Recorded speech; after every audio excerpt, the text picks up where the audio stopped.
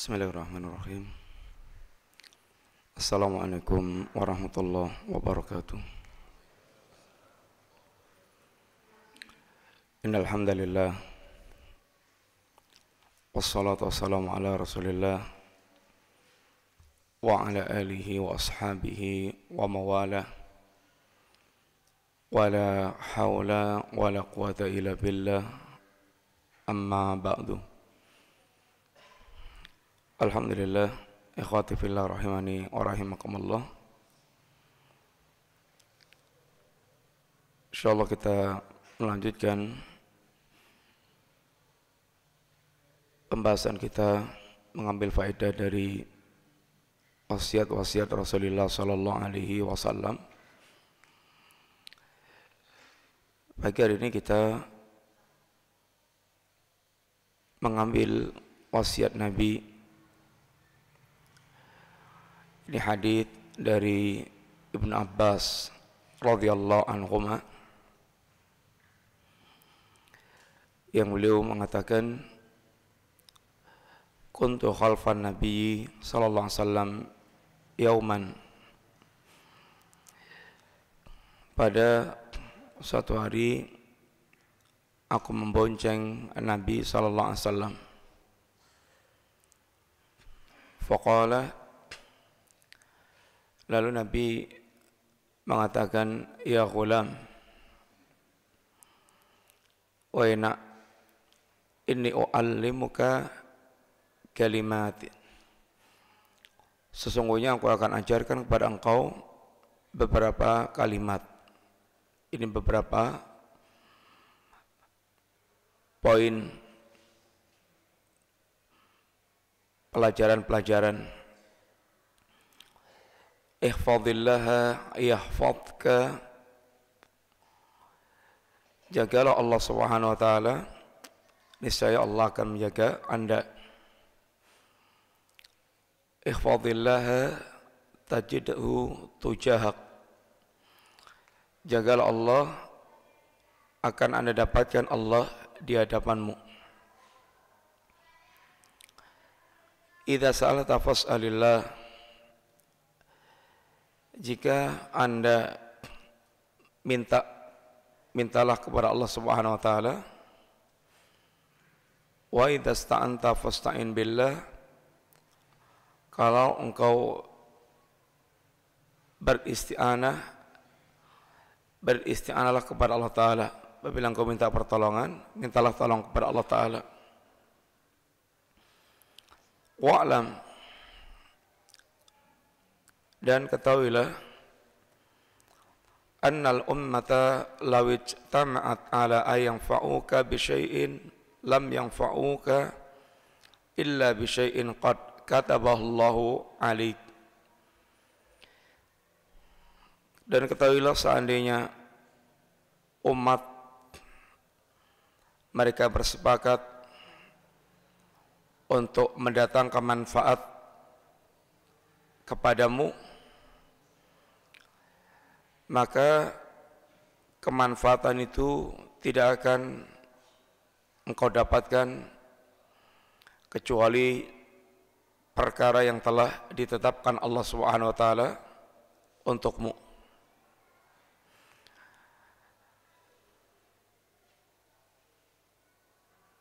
Wa in istama'u ala ayadurruka walam annal ummata law ijtama'at ala yanfa'uka bi syai'in lam yanfa'uka illa bi syai'in qad kataballahu lak. Dan ketahuilah, sungguhnya seandainya manusia mereka bersepakat untuk mendatangkan manfaat itu tidak akan Anda dapatkan kecuali yang telah ditetapkan Allah kepadamu. Wa in ijtama'u ala yadurruka bi syai'in lam yadurruka illa bi syai'in qad kataballahu 'alaik. Dan seandainya mereka pun bersepakat untuk menimpakan bahaya kepadamu, maka tidaklah menimpa mara bahaya itu kepadamu kecuali yang telah ditetapkan Allah ini menimpa engkau. Rufiatil aqlam, telah diangkat pena, wa jaffatis suhuf, dan telah kering lembaran tinta. Dalam riwayat yang lainnya, ihfazillaha tajidhu amamak, jagalah Allah karena dapatkan Allah di depanmu. Ta'arraf ilallahi firraha, kenalilah Allah di waktu lapang. Ya'rifka fisyiddah, niscaya Allah akan mengenalmu di waktu sulit. Wa'lam anna ma akhta'aka lam yakun liyusibaka, ketahuilah apa yang tidak akan menimpa engkau, apa yang meleset darimu maka tidak akan menimpa engkau. Wa ma asabaka lam yakun liyukhti'ak, dan apa yang Allah takdirkan menimpa engkau tidak akan meleset, pasti menimpa dirimu. Wa'lam anna nasra ma'as sabri, dan ketahuilah bahwa pertolongan Allah itu bersama dengan kesabaran. Wa annal faraja ma'al karbi, dan jalan keluar itu bersama dengan kesulitan. Wa anna ma'al usri yusra, dan bersama dengan kesulitan ada kemudahan. Ini di antara yang Nabi sampaikan kepada sahabat Ibn Abbas radhiyallahu anhuma. Ibn Abbas, ikhwati billah rahimani wa rahimakumullah, adalah sepupu Nabi sallallahu alaihi wasallam. Anak paman beliau Abbas adalah paman Nabi, dan punya putra itu Abdullah ibn Abbas. Waktu Ibn Abbas membonceng Nabi SAW, sehingga disebut dengan ghulam, ya ghulam, kira-kira umurnya antara 9 tahun, sekitar itu, sehingga dipanggil dengan ya ghulam, nak atau le gitu, yang menunjukkan masih ini kelas anak-anak masih kecil. Dan Ibn Abbas salah seorang dikenal sebagai Bahrul Ulum dari kalangan para sahabat. Ini lautan ilmu, karena memang Ibn Abbas dari kecilnya telah semangat untuk mengumpulkan ilmu, sampai beliau diantaranya ketika mengumpulkan ilmu, beliau tidak malu-malu, bahkan sampai tertidur di depan pintu orang yang akan diambil hadisnya, karena menunggu keluarnya sang guru atau orang yang akan diambil ilmunya, sehingga debu-debu terbangan menimpa dirinya. Dan juga secara khusus Ibn Abbas didoakan Rasulullah sallallahu alaihi wasallam, Allahumma faqihu fid din wa 'allimhu ta'wil. Ya Allah, faqihkan Ibn Abbas tentang agama dan ajarkan kepadanya tentang takwil, tafsir. Sehingga kenapa ahlul bid'ah suka menggunakan istilah takwil dibandingkan dengan tahrif, yang hakikatnya tahrif, akan tapi suka dengan istilah takwil. Karena kalau takwil itu orang larinya kepada tafsir, kita tafsiran itu. Tapi kalau tahrif langsung kepada ini gambaran penyimpangan atau menyimpangkan, sehingga merupakan kejahatan, yang merupakan kejahatan Yahudi.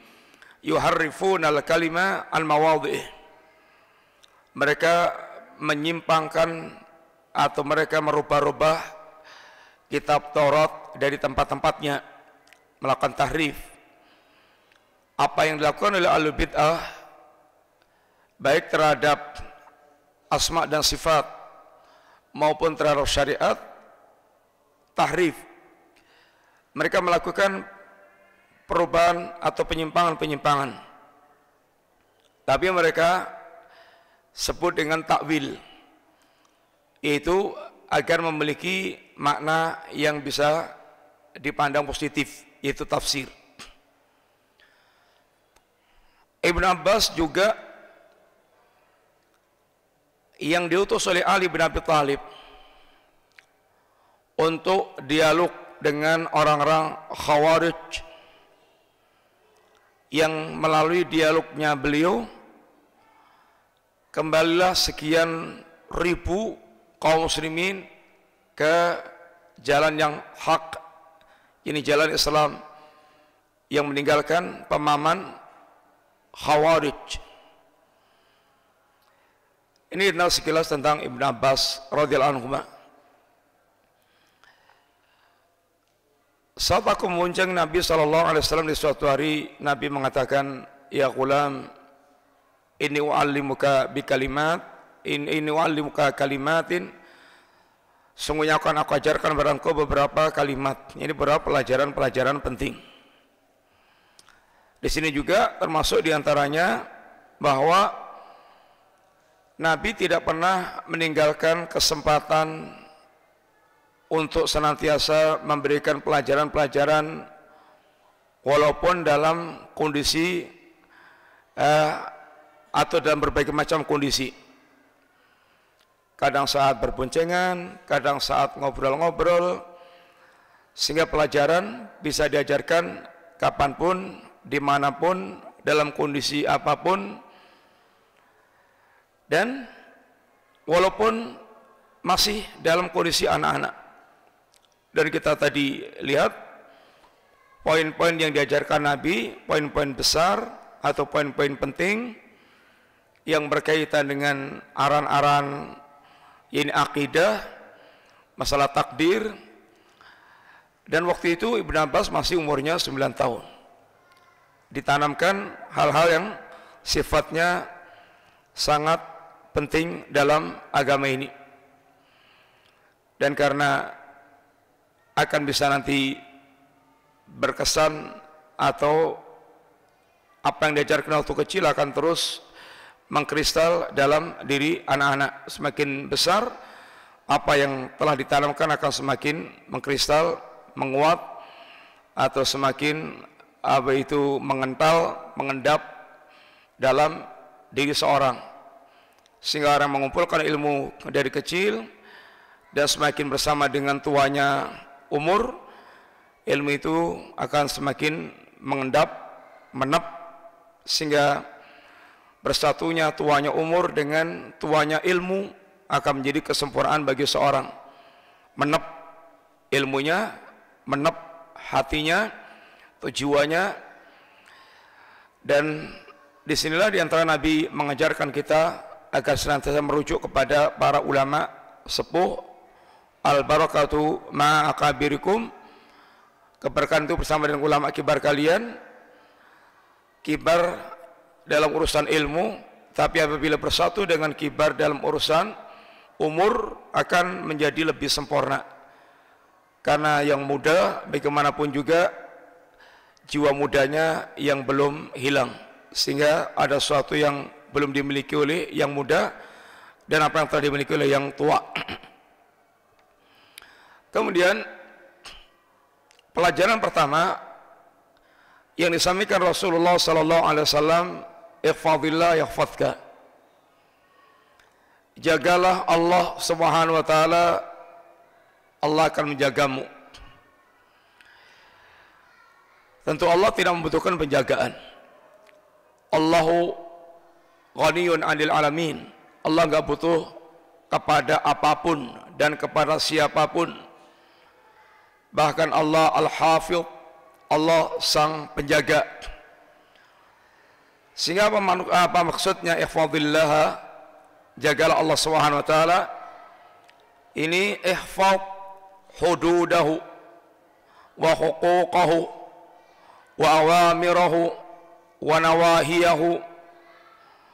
Jagalah batasan-batasan Allah Ta'ala, jagalah hak-haknya Allah Ta'ala, jagalah perintah-perintah Allah Ta'ala, larangan-larangan Allah Ta'ala.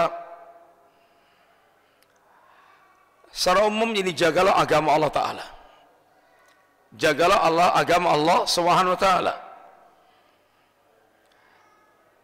Sehingga dalam beberapa ayat Allah ungkapkan dengan ungkapan tilka hududullah fala ta'taduha. Itulah batasan-batasan Allah, maka jangan kamu lampaui batas, jangan kamu langgar batasan-batasan Allah Ta'ala. Wa may yata'adda hududallah faqad dzalama nafsah. Barang siapa yang dia melanggar batasan-batasan Allah, maka dia telah menzalimi dirinya sendiri. Wa may yata'adda hududallah faulaika humudz zalimun. Barang siapa yang dia melanggar batasan Allah, melampaui batasan Allah Ta'ala, maka dia ada orang yang zalim. Menjaga hak-haknya Allah, hak Allah yang paling pokok adalah ditauhidkan Allah Ta'ala, ditauhidkan, dibadai tanpa disekutukan. Dan hak Allah secara umum adalah ditaati secara mutlak, perintahnya, larangannya, sehingga menjaga perintah-perintah Allah Subhanahu wa Ta'ala, menjaga larangan-larangan Allah Subhanahu wa Ta'ala. Bagaimana berusaha senantiasa menghidupkan perintah Allah dan meninggalkan larangan Allah Subhanahu wa Ta'ala. Dan di antara yang Allah ajarkan atau sebutkan beberapa perintah Allah yang mesti dijaga setelah tauhidullah, di antaranya salat. Hafidhu ala salawat wa salatil wusta. Jagalah salat-salat yang Allah wajibkan, terutama salat wusta. Para ulama di antara mengatakan salat asar. Di antara salat ada yang sangat ditekankan untuk dijaga. Semuanya perlu dijaga, ada yang sangat ditekankan Allah untuk dijaga. Walladzina hum ala salawatihim yuhafidhun. Dan orang-orang mereka menjaga salat-salat mereka, menjaga segala macamnya. Ya, menjaga waktunya, menjaga kesempurnaan untuk terwujudnya salat, dari menjaga wudunya, bagaimana wudu yang sempurna, bagaimana menyempurnakan wudu, kemudian bagaimana menjaga salat secara fisik adalah ittiba kepada Nabi, mengikuti tuntunan Nabi.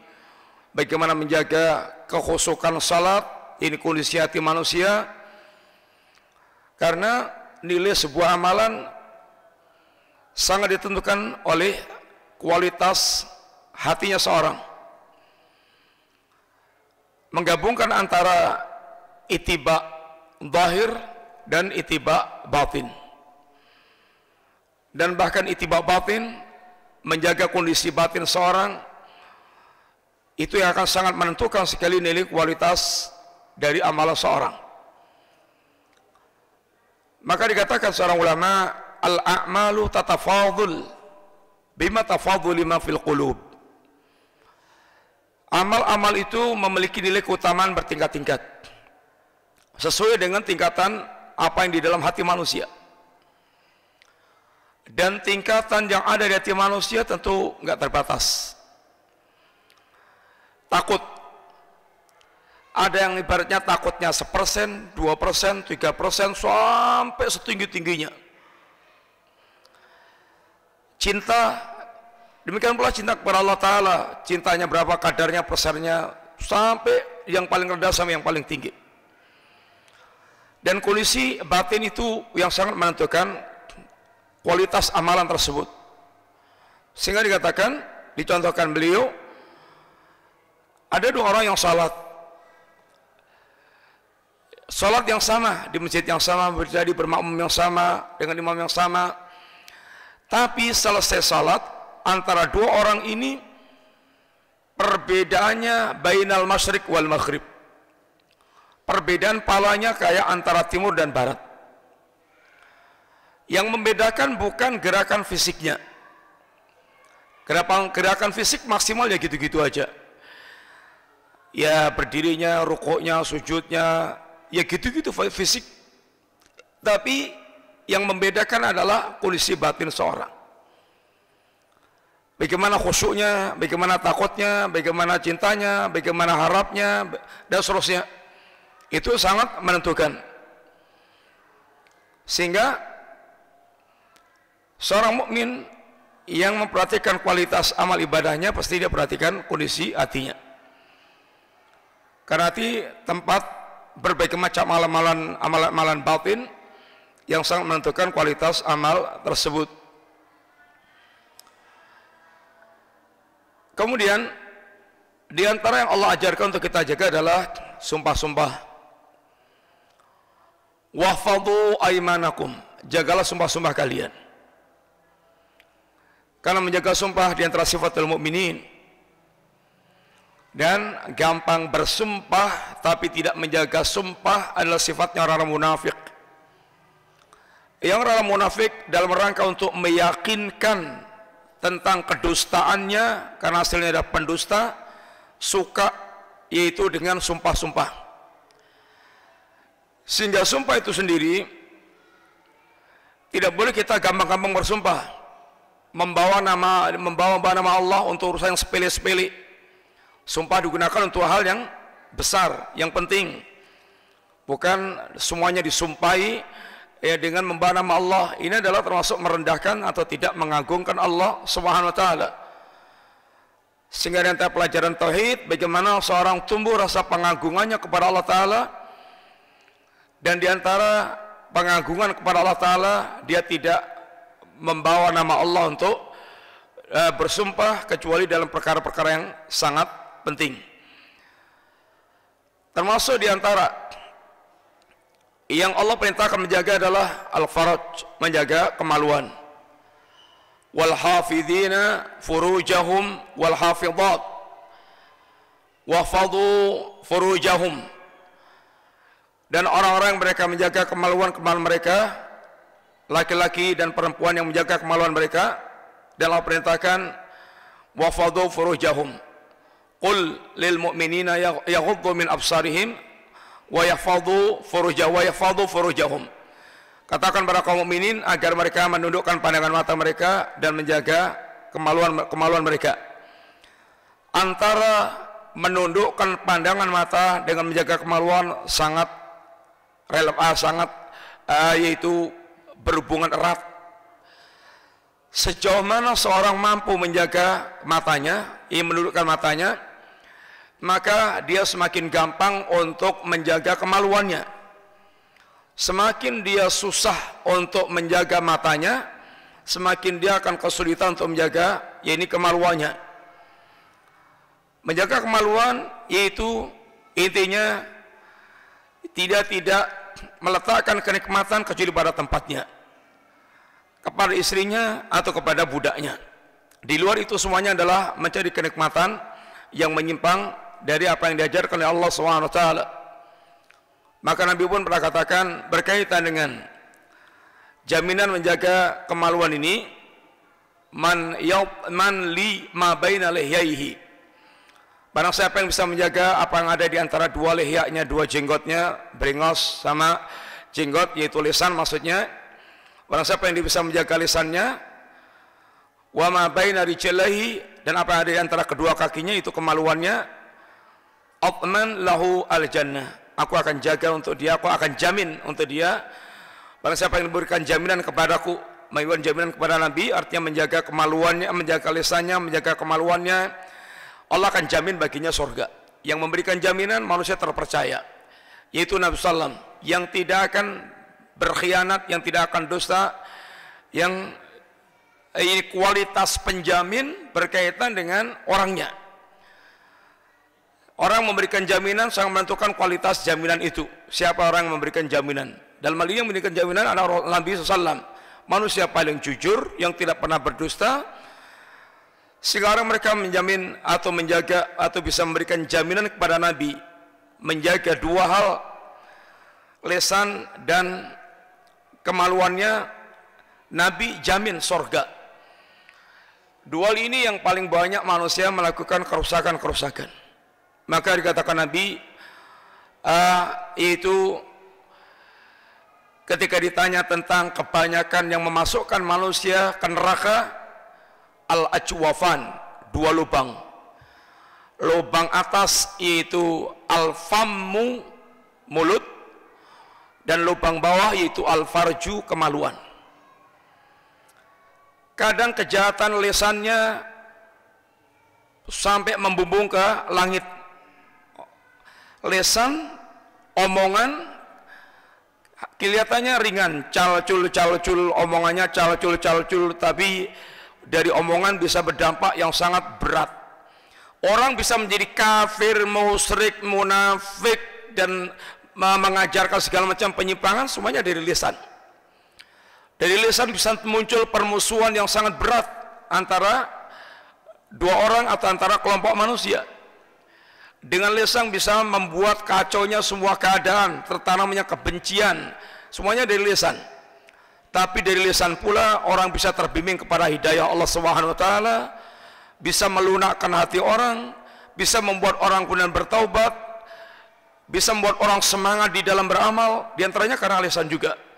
Sehingga lisan nikmat sungguhnya yang sangat besar yang Allah berikan kepada manusia, yang bahkan Allah pun ingatkan, yaitu tentang nikmat lisan tersebut.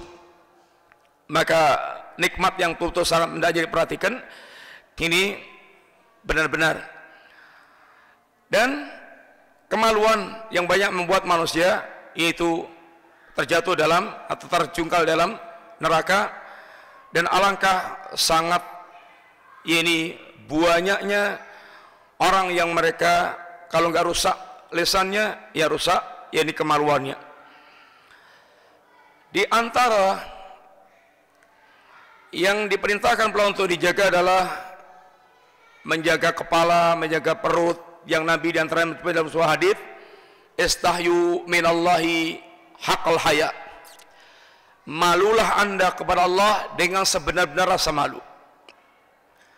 Kata para sahabat, ini walhamdulillah, dan alhamdulillah Rasulullah kami telah memiliki rasa malu. Kata Nabi, lai sadak, bukan itu maksudnya. Istahyu minallahi haqqal haya. Man istahya minallahi haqqal haya, kata Nabi, barang siapa yang dia betul-betul benar-benar merasa malu dengan Allah Ta'ala, ini falyahfad ar-ra'sa wa ma wa'a walyahfad al-batna wa ma hawa waliyadhkuril mauta wal bila wa man arada al-akhirata taraka zinatal hayati dunya faman fa'ala dhalik faqad istahya minallahi haqqal haya. Istahyu minallah haqqal haya, kata Nabi, malulah Anda kepada Allah dengan sebenar-benar malu.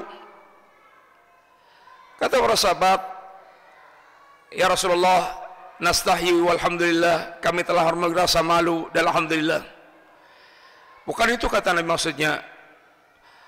Wa man istahyi minallahi haqqal haya, barang siapa yang dia betul-betul merasa malu kepada Allah Subhanahu wa taala dengan sebenar rasa malu, satu, falyahfad ar-ra'sa wa ma wa'a.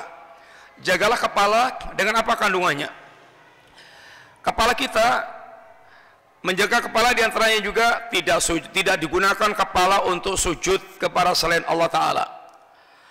Termasuk menjaga kepala dalam apa yang di dalam kepala semuanya, menjaga otaknya, menjaga ini matanya, menjaga telinganya, menjaga lisannya, menjaga ini tampilan mukanya, sehingga termasuk menjaga perhiasan jenggotnya. Ini termasuk bagian menjaga kepala, sehingga bagaimana kepala dengan kandungannya itu benar-benar dia jaga. Dia tidak gunakan kecuali dalam rangka untuk mentaati Allah atau dalam perkara yang diridai oleh Allah Subhanahu wa taala. Demikian pula wal yahfad al-batna wa ma hawa. Jagalah perut dengan isi kandungannya. Jangan sampai ada yang masuk ke perut kita kecuali barang yang halal. Halal secara zatnya maupun halal dalam mencarinya. Karena haram bisa haram karena zatnya, bangkai, kemudian daging babi dan semisalnya, haram zatnya, minuman khamr, ataupun haram dari mencarinya. Barangnya aslinya halal tapi dicari dengan cara yang haram, mencuri, menipu, ini hasil pendapatan dengan cara yang haram, atau profesi-profesi yang haram, riba. Ini semuanya adalah haram dari cara mencarinya. Dua-duanya seorang mukmin dia menjaga jangan sampai ada barang-barang yang haram, baik haram zatnya atau haram cara mencarinya yang masuk ke dalam perut kita, sehingga betul-betul dijaga. Termasuk yaitu menjaga perut adalah kemaluan. Kemaluan bagian daripada ini perut. Kemudian waliyadkuril mauta, dan hendaklah dia yaitu mengingat kematian, menjadikan kematian senantiasa di depan matanya. Mengingat kematian bukan seperti sangka sebagian orang yang disangka mengingat kematian itu akan membuat orang lemes, membuat orang tidak punya semangat hidupnya, paling-paling mati. Bukan begitu. Bahkan mengingat kematian sebagaimana kata Al-Imam Ibnu Daqqaq, beliau itu tegaskan, man aktsara dzikral maut ukrima bitsalas. Barang siapa yang dia mengingat kematian akan dimuliakan Allah dengan 3 hal. 1, nasyatul ibadah, semangat dalam beribadah. 2, sur'atul taubah, segeranya dia bertaubat. 3, qanaatul qalbi, yaitu hati yang qanaah. Sur'atul ini nasyatul ibadah, semangatnya dalam beribadah. Apa kaitannya antara mengingat kematian dengan semangat beribadah? Seorang mukmin yang telah diajarkan oleh agamanya bahwa kehidupan hakiki adalah kehidupan ba'dal mamat, kehidupan setelah kematian di depan yaumul akhir. Wa innal akhirata lahiyal hayawan law kanu ya'lamun. Sungguhnya kampung akhirat itulah kehidupan yang sebenarnya kalau mereka mengetahui. Sedangkan satu-satunya yang bermanfaat di yaumul akhir adalah amal. Apa yang telah dia lakukan di dunia, amal. Setelah rahmat Allah tentunya. Sedangkan kematian itu datangnya tidak kita ketahui kapan dan di mana, dan tidak mengenal kondisi, mau dia sakit, mau dia sehat. Kadang orang yang sehat meger-meger, dia masih semangat, pengen hidup 1000 tahun lagi, tahu-tahu mati. Ada orang mereka sudah puluhan tahun geletak di bangsal, nggak bisa apa-apa, pengen mati, nggak mati-mati. Yang jelas kematian datanya mendadak. Sehingga buat orang yang mereka yakin dengan akhirat, dia persiapkan segera, dia bersemangat mempersiapkan amal agar setiap saat kematian datang dia telah memiliki bekal-bekal yang cukup untuk menghadap Allah Subhanahu wa taala. Maka dia akan semangat. Apalagi yang telah merasa tua, yang ibaratnya dia setelah dekat dengan garis finish, karena umur semakin tua tentu adalah semakin dekat dengan garis finish kehidupannya. Dalam agama kita diajarkan mentalnya mental pelomba. Mental pelomba. Yang mental pelomba itu, maka dikatakan Allah, fastabiqul khairat, berlomba-lombalah dalam masalah kebaikan. Fabidzalika falyatanafasil mutanafisun, dalam rangka mendapatkan kemuliaan akhirat maka berlomba-lombalah kalian, tanafus. Maka seorang mukmin semakin mendekati usia kematiannya, dia akan semakin lebih menyala semangatnya itu. Karena orang pelomba itu ketika telah dekat kepada garis finish, bukan ngelukro, tapi dia akan semakin kencang untuk dia supaya mentalnya menjadi mental sang juara. Mental dia mental sang juara.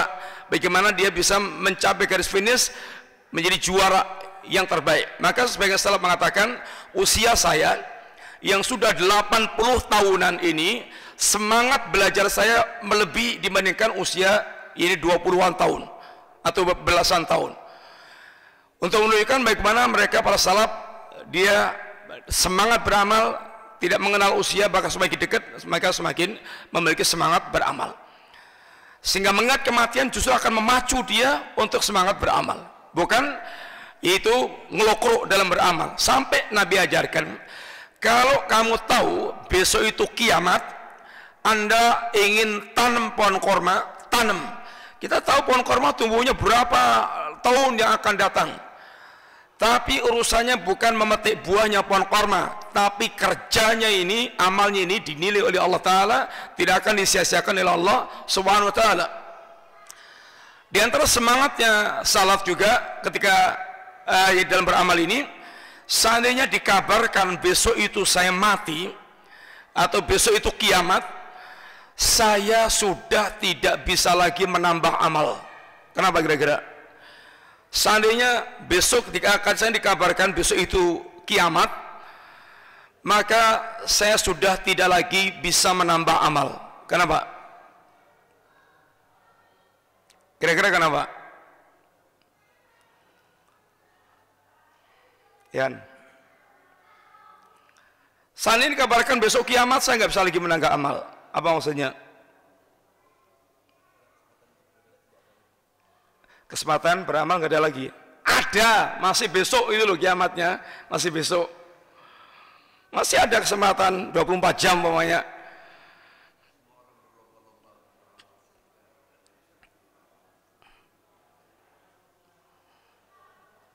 Gimana Pak Gun?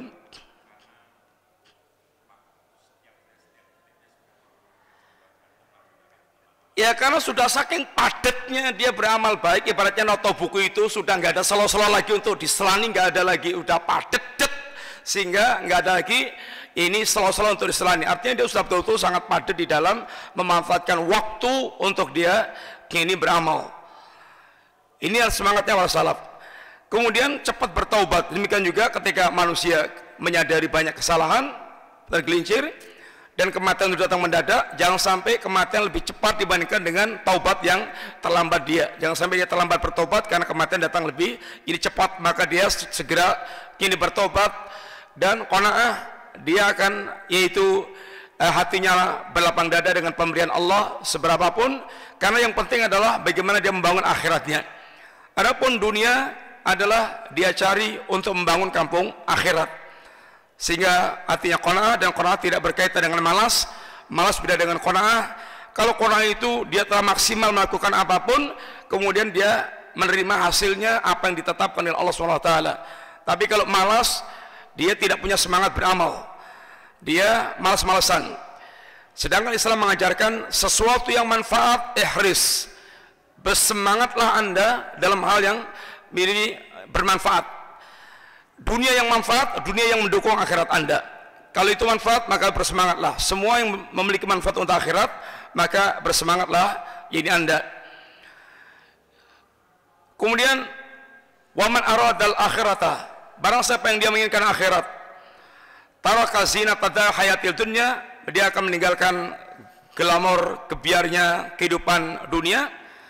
Artinya dunia diambil secukupnya, dan dia tidak menghabiskan atau tidak menghabiskan kenikmatan dunianya, memaksimalkan kenikmatan dunianya. Dunia diambil secukupnya dalam rangka untuk membangun kampung akhirat. Dia tidak bermewah-mewah, tidak bermegah-megah, tidak ngepol-ngepolkan segala macam kenikmatan dunianya untuk dihabiskan total di dunia, tapi yang penting diambil secukupnya untuk bekal masuk ke kampung akhirat. Faman fa'ala dzalik, barang siapa yang melakukan ini semuanya, faqad istahi minallahi haqqal haya, maka dia telah memiliki rasa malu dengan malu yang sebenarnya. Maka orang yang mereka menjaga Allah seperti ini, agamanya menjaga agama Allah secara umum, Allah akan menjaga dia sebagaimana dijaganya Yusuf dari katal gerinciran saat itu mendapatkan godaan maut, yakni Zulaikha. Sebagaimana ditolaknya Yunus ketika di perut ikan karena dia telah mengingat Allah, menjaga Allah. Sebagaimana pula yaitu diselamatkannya Ibrahim dari kobaran api ketika dilemparkan ke tengah-tengah api. Sebagaimana dijaganya Allah 3 orang yang mereka tertutup dalam gua, karena ini amal saleh mereka, orang-orang yang mereka menjaga agama Allah Ta'ala. Ini semuanya diantara bentuk-bentuk penjagaan Allah kepada para makhluk. Penjagaan Allah meliputi 2, intinya itu kalau diringkas meliputi 2. Terjaga dari syahwat dan syubhat. Terjaga dari syahwat dan syubhat. Yang akan menghancurkan kehidupan kita 2 ini, syahwat, syubhat. Bagaimana dia diseret kepada syahwat sehingga hancur agamanya, moralnya, amalnya hancur, atau ditenggelam ke dalam syubhat sehingga rusak agamanya, tidak lagi bisa membedakan antara yang hak dengan yang batil. Barang siapa yang dia menjaga agama Allah, Allah akan jaga dari ketergelinciran dalam syahwat dan syubhat. Apalagi di zaman sekarang, maka penjagaan Allah sangat mutlak kita butuhkan. Banyaknya fitnah-fitnah yang ada. Allah akan jaga dunia kita, jaga akhirat kita, Allah akan jaga harta kita, keluarga kita, segala macam, bahkan fisik kita akan dijaga Allah ketika kita menjaga Allah Subhanahu wa Ta'ala.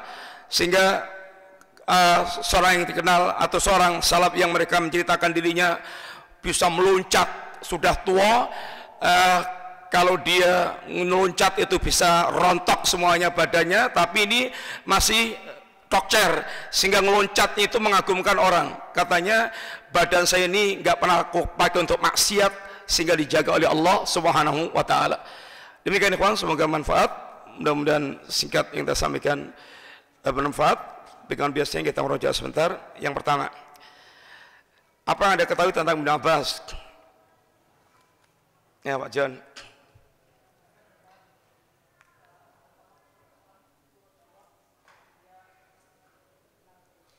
Ya, terus kedua, apa poin-poin penting yang diajarkan Nabi kepada Ibnu Abbas? Pak Mukhlis. Terus apa lagi? Banyak kan?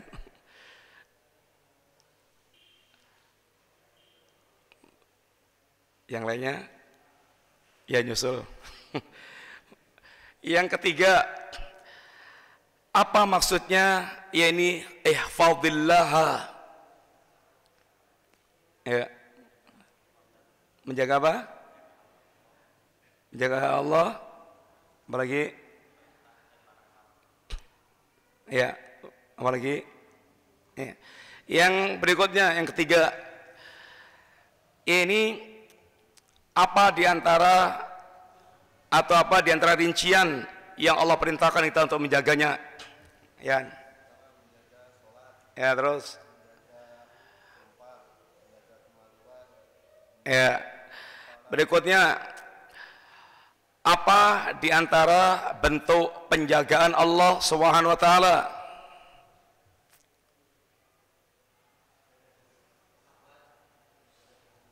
Gimana? Apa bentuk penjagaan Allah Ta'ala? Maksudnya dijaga dari syahwat, apa itu? Dijaga dari syahwat, tidak punya syahwat. Hah? Terus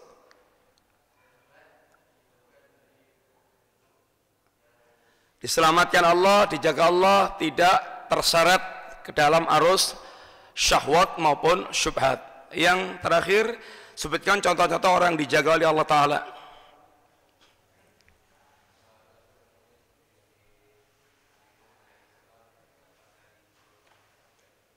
Ya, sebutkan penjagaan kepada Allah kepada Nabi Allah Yusuf, Yunus, Ibrahim, 3 orang di gua.